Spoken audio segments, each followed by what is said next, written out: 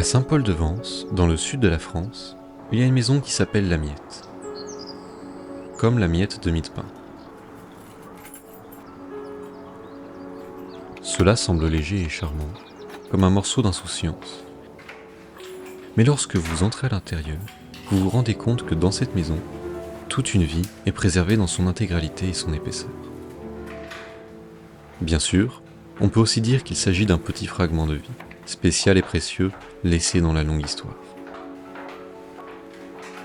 En 1941, Jacques Prévert y a vécu brièvement. Le célèbre poète et dramaturge français du XXe siècle a voyagé vers le sud avec sa plume à la recherche d'un moment de paix en ces temps troublés. Aujourd'hui, la Miette a été restaurée par un couple d'Anglais.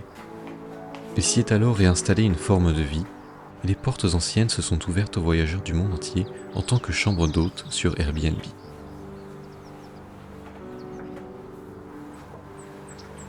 Chenuée, assise près de la fenêtre, tournait les pages du grand bal du printemps de Jacques Prévert. Comme si elle avait oublié ma présence, ou l'avait délibérément ignorée. Peut-être se demandait-elle si Jacques Prévert avait lui aussi regardé la lumière se déplacer sur les pages. Passait-il lui aussi des journées de printemps à se demander comment écrire le prochain vers d'un poème? Comment percevait-il le temps? À quoi ressemblait sa vie dans cette pièce? Je me suis réveillé à la Miette avec l'illusion d'avoir trop bu la nuit dernière et d'avoir rêvé que j'étais poète.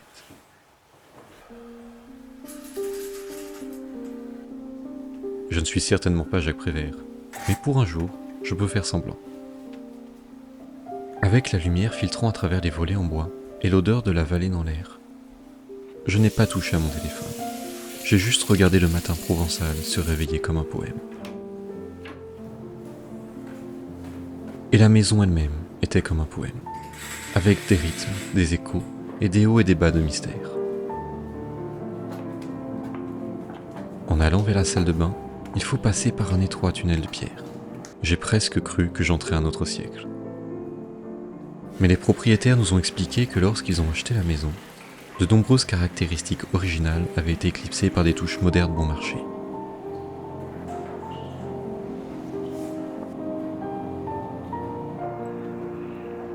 Ils ont voulu préserver le style provençal classique d'origine et ont passé beaucoup de temps à parcourir les vieux marchés du sud de la France à la recherche de meubles anciens dans l'espoir de recréer la splendeur d'antan de ce bâtiment historique. Et cela, afin de donner aux personnes qui y vivent l'impression d'avoir remonté le temps.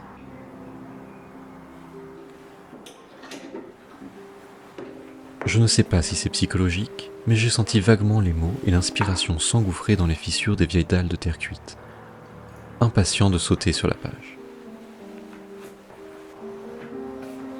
Après tout, c'était la maison d'un poète.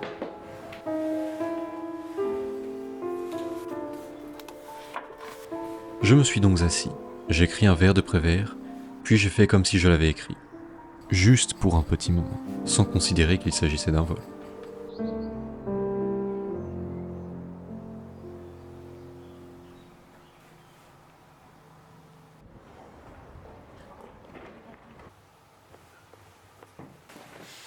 Je prends Embrasse-moi de Jacques Prévert et je la vois, toujours assise à la fenêtre, en train de lire.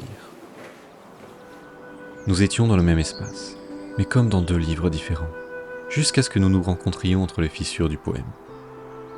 Nous avons ri, et elle me dit « Tu es un bon acteur ». Il s'avère que la lecture et l'imagination peuvent ouvrir les portes du temps et de l'espace.